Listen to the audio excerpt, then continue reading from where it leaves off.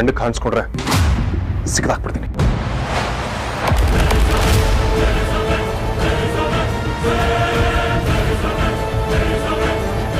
Just get out.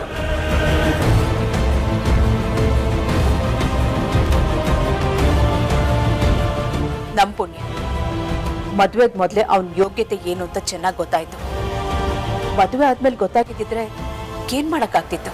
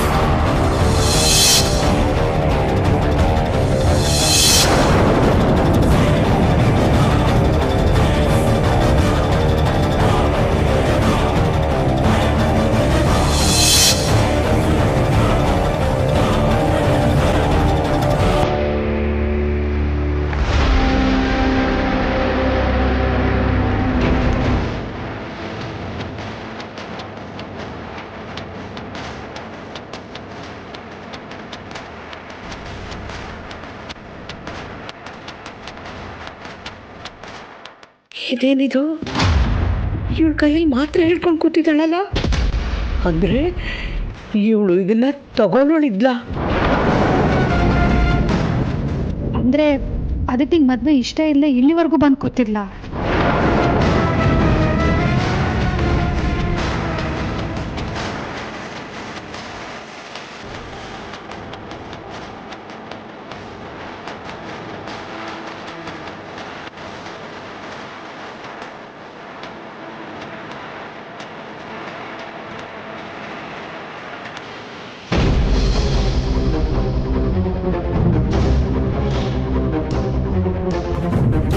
ಏನಿದು?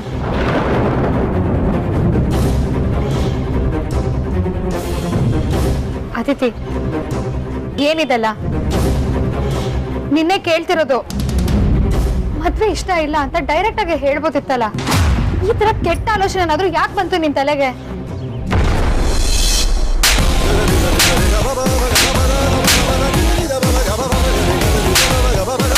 ಅಮ್ಮ, ಏನ್ ಮಾಡ್ತಿದ್ಯಾ ನೀನು? ನೀನ್ ಸುಮ್ಮನೆ ಮಧ್ಯದಲ್ಲಿ ಮಾತಾಡ್ಬೇಡ.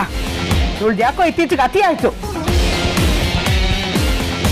ಹೊಡೆಯೋದಲ್ಲ ಅಮ್ಮು, ನನಗ್ ಬರ್ತಿರೋ ಕೋಪಕ್ಕೆ ಇವಳನ್ನ ಸಾಯಿಸ್ಬೇಕು ಅನ್ನಿಸ್ತಿದೆ. ಅಮ್ಮ ಪ್ಲೀಸ್, ಚಿಕ್ಕ ಮಗು ಅಲ್ಲ ಅವಳು, ಮದ್ವೆ ವಯಸ್ಸಿಗೆ ಬಂದಾಳು ಅನ್ನೋದು ನೆನಪಿರ್ಲಿ. ಇನ್ನೇನ್ ಮಾಡ್ಲಿ ಅಮ್ಮು, ಅವಳಾಗೆ ಸತ್ರೆ ಮನ್ಸಿಗೆ ತುಂಬಾ ನೋವಾಗುತ್ತೆ ಕಣೆ. ನಾವೇ ಸಾಯಿಸ್ಬಿಟ್ರೆ ಮನ್ಸಿಗೆ ಸಮಾಧಾನ ಆಗತ್ತೆ. ಅದಕ್ಕೆ ಇವತ್ತು ಅವಳನ್ನ ಸಾಯಿಸ್ಬಿಡ್ತೀನಿ. ಸಾಕಮ್ಮ, ಈಗ ಹಾಗೆ ಸಾಲ್ದ? ಇವಳು ಆತ್ಮಹತ್ಯೆ ಮಾಡ್ಕೊಳಕ್ ಹೊರಟಿದ್ಲು ಅಂತ ಅಕ್ಕಪಕ್ಕದವ್ರಿಗೆ, ನಮ್ ಬೀಗರಿಗೆಲ್ಲ ಗೊತ್ತಾದ್ರೆ ನಮ್ ಮರ್ಯಾದೆ ಏನಾಗುತ್ತೆ ಅಂತ ಯೋಚನೆ ಮಾಡಿದ್ದೇನೆ. ಮೊದ್ಲೇ ಎಲ್ರು ನಮ್ಮನ್ನ ನೋಡಿ ಆಡ್ಕೊಂಡು ನಗ್ತಾರೆ. ಇವಳು ಈ ತರ ಮಾಡಿದಾಳೆ ಅಂತ ಗೊತ್ತಾದ್ರೆ ನಮ್ಮನ್ನ ನೆಮ್ಮದಿಯಿಂದ ಬದುಕೋಕ್ ಬಿಡ್ತಾರೆ ಅನ್ಕೊಂಡಿದ್ದೇನೆ. ಅಮ್ಮ, ನೀನ್ ನೋವೇನು ಅಂತ ನನಗೆ ಅರ್ಥ ಆಗುತ್ತೆ. ಪ್ಲೀಸ್ ಸಮಾಧಾನ ಮಾಡ್ಕೊ. ಗಣೇಶನ ಆಶೀರ್ವಾದದಿಂದ ಆಗೋ ಅನಾಹುತ ತಪ್ಪಿದೆ.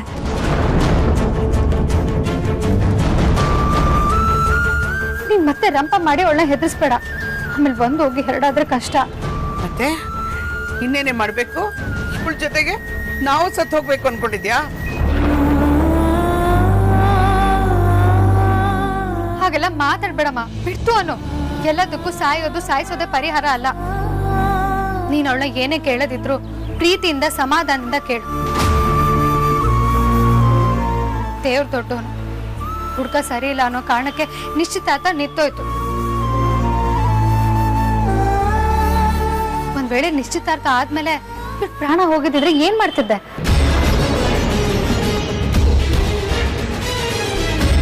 ಹುಡುಗಿ ಮತ್ತೆ ಇಷ್ಟ ಇಲ್ಲ ಅನ್ಸುತ್ತೆ, ಅದಕ್ಕೆ ಈ ತರ ಎಲ್ಲ ಮಾಡ್ತಿದ್ದಾಳೆ. ಸ್ವಲ್ಪ ದಿನ ನೀನ್ ಇವಳ ವಿಷಯಕ್ಕೆ ತಲೆ ಹಾಕ್ಬೇಡ, ಸುಮ್ನೆ ಎದ್ಬಿಡು. ಇಷ್ಟ ಇಲ್ಲ ಅಂದ್ರೆ ಬಾಯ್ ಬಿಟ್ಟು ಹೇಳ್ಬೇಕಲ್ವಾ ಅಮ್ಮು? ಅದ್ಬಿಟ್ಟು ಸಾಯ್ತೀನಿ ಅಂತ ಹೊರಟೋದ್ರೆ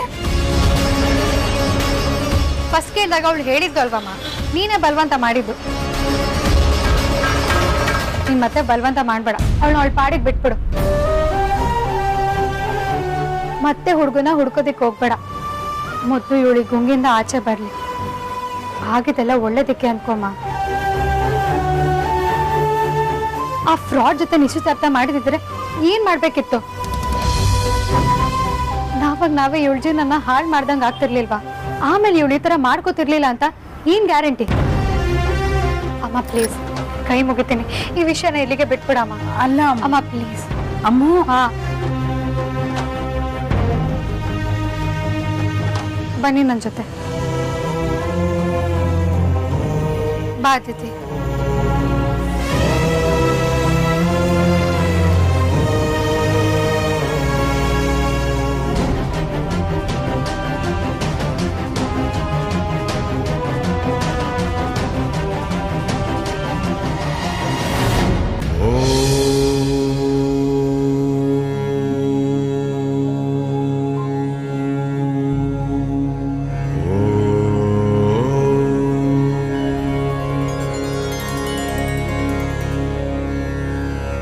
ಅಮ್ಮ, ಗಣೇಶನ ಆಶೀರ್ವಾದದಿಂದ ದೊಡ್ಡ ಅನಾಹುತ ತಪ್ಪೋಯ್ತು. ಸ್ವಲ್ಪ ಹೆಚ್ಚು ಕಮ್ಮಿ ಆಗಿದ್ರು ಅತಿಥಿ ಜೀವನ ಹಾಳಾಗೋಗ್ತಿತ್ತು. ಆಗೋದೆಲ್ಲ ಒಳ್ಳೇದಕ್ಕೆ ಅಂದ್ಕೊಂಡು ಗಣೇಶನ್ಗೆ ಥ್ಯಾಂಕ್ಸ್ ಹೇಳಮ್ಮ.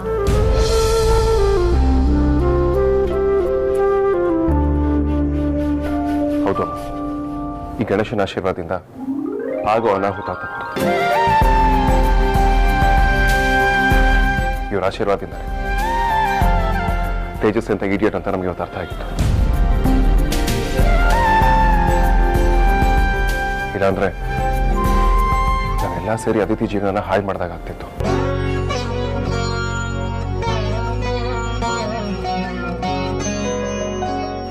ನೋಡಿಯಮ್ಮ, ಅತಿಥಿ ಮದುವೆ ಜವಾಬ್ದಾರಿ ನಂದು ಅಂತ ನನಗೆ ಮಾತು ಕೊಟ್ಟಿದ್ದೆ. ನಾನು ಈಗಲೂ ಅದೇ ಹೇಳ್ತೀನಿ, ನಿಮ್ಮ ಇಷ್ಟದ ಪ್ರಕಾರ ನೀವು ನೋಡಿದ ಹುಡುಗನ ಜೊತೆ ಅದಿತಿ ಮದುವೆ ಆಗುತ್ತೆ.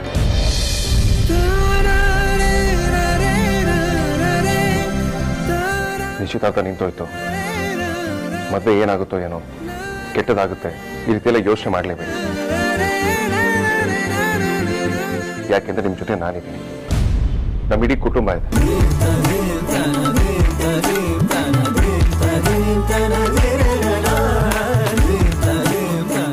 ಹಾಗಂತ ಇಮಿಡಿಯೇಟ್ ಆಗಿ ಮದುವೆ ಮಾಡೋದು ಕೂಡ ಬೇಡ. ಸ್ವಲ್ಪ ಟೈಮ್ ತಗೊಳ್ಳೋಣ, ಒಳ್ಳೆ ಹುಡುಗನ ಹುಡ್ಕೋಣ, ಅವನ ಬ್ಯಾಕ್ಗ್ರೌಂಡ್ ಏನು, ಅವನ ಹಿನ್ನೆಲೆ ಏನು ಅಂತ ವಿಚಾರಿಸಿ ಕ್ರಾಸ್ ಚೆಕ್ ಮಾಡೋಣ.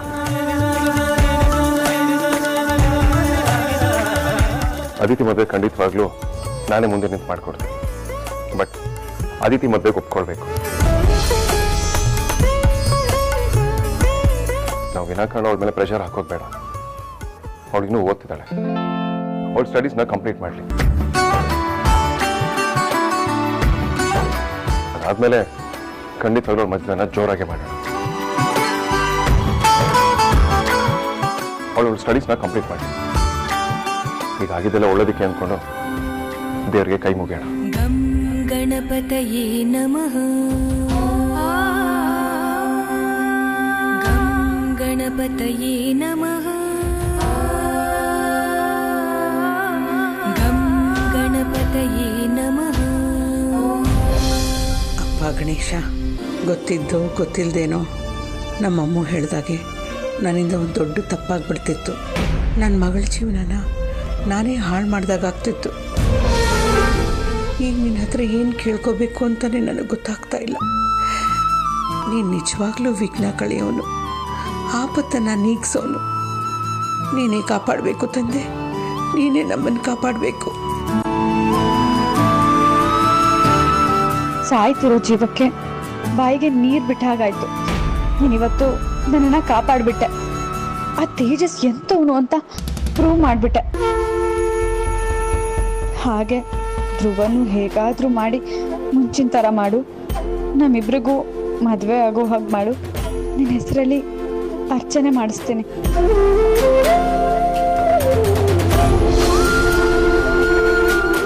ನಿಶ್ಚಿತಾರ್ಥ ನಿಂತೋಯ್ತು ಅಂತ ನೀವು ಯಾರೂ ತಲೆ ಕೆಡಿಸ್ಕೊಳ್ಳೋ ಅಗತ್ಯ ಇಲ್ಲ. ಆ ಗಣೇಶನೇ ಹುಡುಗ ಎಂಥವನು ಅಂತ ತೋರಿಸಿ ನಿಶ್ಚಿತಾರ್ಥನ ನಿಲ್ಲಿಸಿದ್ದಾನೆ.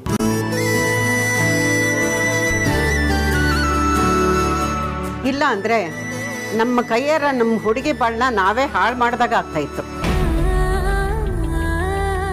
ಎಲ್ರಿಗೂ ಒಳ್ಳೇದಾಗ್ಲಿ ಅಂತ ದೇವರಿಗೆ ಆರತಿ ಮಾಡಿ. ಅಮ್ಮ ವೇದಾಂತ್, ಇಬ್ರು ದೇವ್ರಿಗೆ ಆರತಿ ಮಾಡಿ.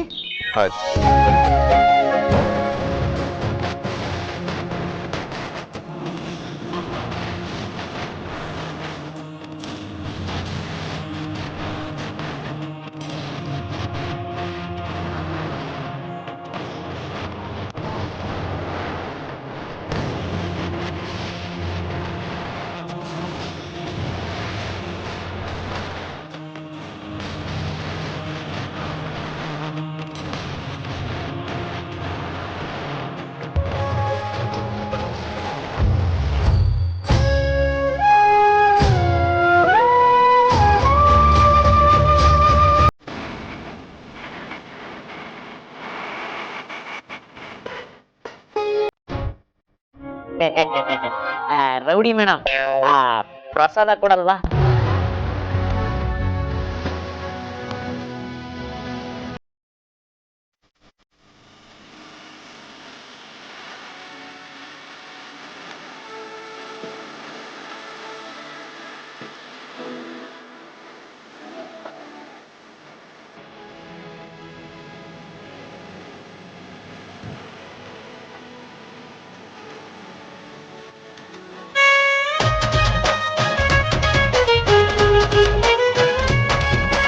ಪ್ರಸಾದ ಕಣ್ರಿ ಅದು. ಗೊತ್ತು, ಟೇಸ್ಟಿಯಾಗಿದೆ.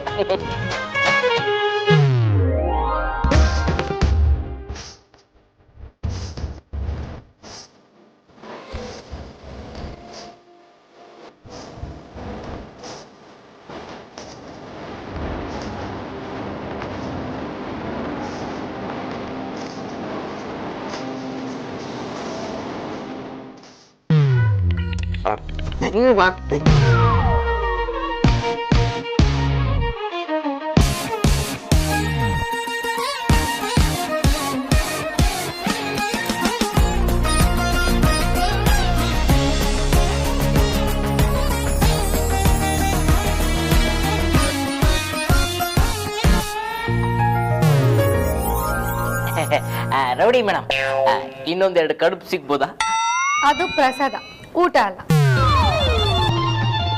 ಹಾ, ಎಲ್ರು ಒಂದು ಸೆಲ್ಫಿ ತಗೊಳ್ಳೋಣ. ಬನ್ನಿ ಬನ್ನಿ.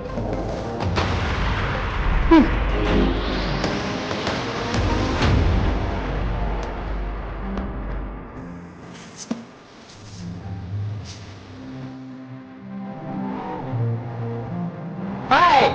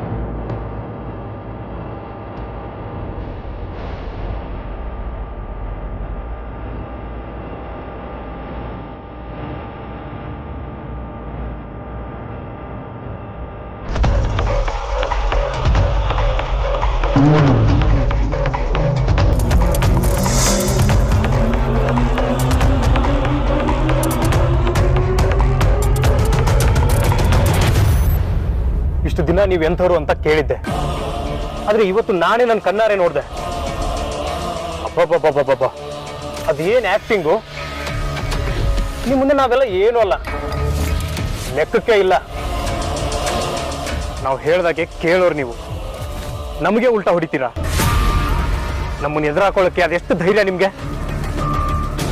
ಅಷ್ಟಕ್ಕೂ ಈ ಪ್ಲಾನ್ ಮಾಡಿದ್ ನೀವೇ ತಾನೆ?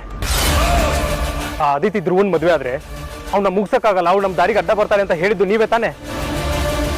ಅಷ್ಟೆಲ್ಲ ಹೇಳಿ ಕೊನೆಗೆ ನಾನು ಡಾಕ್ಟ್ರೇ ಅಲ್ಲ, ಸಸ್ಪೆಂಡೆಡ್ ಡಾಕ್ಟರ್ ಅಂತ ನಿಮ್ಮ ಮನೆಯವ್ರ ಮುಂದೆ ಎಲ್ಲ ಹೇಳಿ ಬಿಲ್ಡಪ್ ತಗೋತೀರಾ? ಒಂದ್ ನಿಮಿಷ ನಾನು ಹೇಳೋದನ್ನ ಕೇಳು. ನೋಡಿ, ಒಂದ್ ಮಾತು ನೆನ್ಪಿಟ್ಕೊಳ್ಳಿ, ನೀವು ನಿಮ್ಮ ಮನೆಯವ್ರ ಹತ್ರ ಆಟ ಆಡದಾಗೆ ನಮ್ಮ ಹತ್ರ ಆಟ ಆಡಕ್ಕಾಗಲ್ಲ. ಯಾಕಂದ್ರೆ ನೀವು ಬರೀ ಪಾತ್ರಧಾರಿ, ನಾವು ಸೂತ್ರಧಾರಿಗಳು. ನೆನ್ಪಿರ್ಲಿ, ಏನೇ ಆದ್ರೂ ಎಷ್ಟೇ ಆದ್ರೂ ನಾವು ಕುಣಿಸ್ದಾಗ ನೀವು ಕುಣಿಬೇಕು ಅಷ್ಟೇ. ನಾವು ಮನ್ಸು ಮಾಡಿದ್ರೆ ಏನ್ ಬೇಕಾದ್ರೂ ಮಾಡ್ಬೋದು. ಯಾಕೆ ಬೀದಿಲಿ ಭಿಕ್ಷೆ ಬೇಡ್ತಾ ಇದ್ ನಿಮ್ಮನ್ನ ವಸಿಷ್ಠ ಮಣಿತರ ಸಿಂಹಾಸನ ಮೇಲೆ ಕೂರಿಸಿದ್ದೆ ನಮ್ಮ ಅಣ್ಣ. ಮರ್ತೋಯ್ತಾ? ಮರ್ತೋಗಿದ್ರೆ ಹೇಳಿ, ನೆನಪು ಮಾಡಿಸ್ತೀವಿ. ಕೊಬ್ಬನ್ನ ತೋರ್ಸೋ ಕಡೆ ತೋರಿಸಿದ್ರೆ ಗರ್ವ ಅನ್ಸ್ಕೊಳ್ಳುತ್ತೆ, ಬೇಡದೆ ಇರೋ ಕಡೆ ತೋರಿಸಿದ್ರೆ ದುರಹಂಕಾರ ಅನ್ಸ್ಕೊಳ್ಳುತ್ತೆ. ನಿಮ್ಮನ್ನ ಮಾತ್ರ ಸುಮ್ಮನೆ ಬಿಡಲ್ಲ. ಇವತ್ತೊಂದು ಗತಿ ಕಾಣಿಸ್ತೀವಿ. ವಿಷಯ ಏನು ಅಂತ ಗೊತ್ತಿಲ್ಲದೆ ಮಾತಾಡ್ಬಿಡ ತೇಜಸ್. ಹೌದು, ಆ ಮಾತನ್ನ ನಾನೇ ಹೇಳ್ದೆ. ಏನಾಯ್ತೀಗ? ಆ ಮಾತನ್ನ ಹೇಳ್ಬೇಕಾದ ಅನಿವಾರ್ಯತೆ ಇತ್ತು, ಅರ್ಥ ಮಾಡ್ಕೊ. ಯಾಕಾಗಾಯ್ತು ಅಂತ ಹೇಳ್ತೀನಿ, ದಯವಿಟ್ಟು ಕೇಳಿಸ್ಕೊ. ಮಾಡೋದೆಲ್ಲ ಮಾಡಿ ಇವಾಗ ರೀಸನ್ ಬೇರೆನಾ? ನಿಮ್ಮನ್ನ ತಲೆ ಮೇಲೆ ಕೂರಿಸ್ಕೊಂಡು ನಾವು ತಪ್ಪು ಮಾಡಿದ್ವಿ. ನಿಮ್ಮನ್ನ ಬೆಳೆಸಿದ್ರೆ ನೀವು ನಮ್ಮನ್ನ ಉಳಿಸಲ್ಲ. ಇವತ್ತೆರಡರಲ್ಲಿ ಒಂದು ತೀರ್ಮಾನ ಆಗ್ಲೇಬೇಕು. ನೀವು ಬದುಕಿರ್ಬೇಕು, ಇಲ್ಲ ನಾವು ಬದುಕಿರ್ಬೇಕು.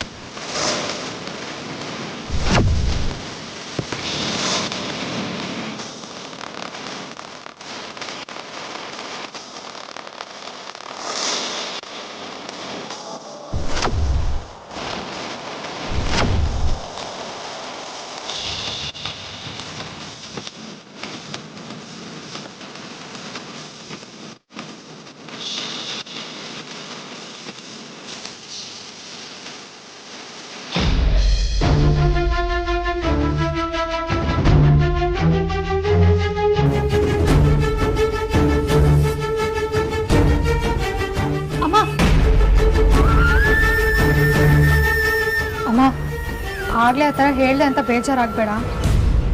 ಇಲ್ಲ ಅಮ್ಮ, ಆವಾಗಲೇ ನೀನು ಹೇಳಿದ್ದೆ ಕರೆಕ್ಟು. ಅಮ್ಮ, ಇನ್ನೊಂದು ವಿಷಯ, ಇದು ನನ್ನ ಕಡೆಯಿಂದ ಒಂದು ರಿಕ್ವೆಸ್ಟ್ ಅಂತ ಅನ್ಕೋ. ಯಾಕಮ್ಮ ಏನೇನೋ ಮಾತಾಡ್ತಿದ್ಯಾ? ನನ್ನನ್ನು ಮಾತಲ್ಲೇ ಕಟ್ ಹಾಕ್ತಿದ್ಯಾ ನೀನು? ಅದೇನು ಅಂತ ಹೇಳ್ಬಾರ್ದಾ? ಅದೇಮ್ಮ, ಅದಿತಿ ಮದುವೆ ವಿಚಾರನ ನಾನು ವೇದಂತ ನೋಡ್ಕೋತೀವಿ. ಸ್ವಲ್ಪ ಒಂದು 2-3 ದಿನ ಆಗಲಿ, ಅವಳ ಮನಸ್ಸು ತಿಳಿ ಆದ್ಮೇಲೆ ನೀನು ಈ ಥರ ಮಾಡಿದ್ದು ತಪ್ಪು ಅಂತ ನಾನು ಅವಳಿಗೆ ಬುದ್ಧಿ ಹೇಳ್ತೀನಿ. ಆಮೇಲೆ ನೀನು ಅವಳಿಗೆ ರೇಗೋಕ್ಕೆಲ್ಲ ಹೋಗ್ಬೇಡ, ಆಯ್ತಾ? ಆಯ್ತು ಮಗಳೇ, ನೀನು ಹೇಗೆ ಹೇಳ್ತೀಯೋ ಹಾಗೆ ಮಾಡ್ತೀನಿ. ಇನ್ಮೇಲೆ ಈ ವಿಷಯವಾಗಿ ನಾನು ಅವಳ ಹತ್ರ ಮಾತಾಡಲ್ಲ, ಸರಿನಾ? ಆಮೇಲೆ ಇನ್ನೊಂದು ವಿಷಯ, ನೀನು ಇದ್ರ ಬಗ್ಗೆ ಜಾಸ್ತಿ ಯೋಚನೆ ಮಾಡ್ಕೊಂಡು ಕೂತ್ಕೋಬೇಡ.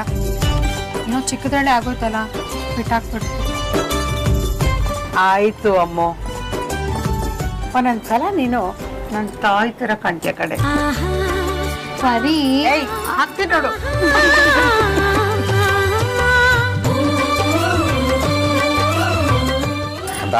ಬರ್ತೀನಿ. ಸರಿಪ್ಪ, ಹುಷಾರಾಗಿ ಹೋಗ್ಬನ್ನಿ. ಬರ್ತೀನಿ ಕಜ್ಜ.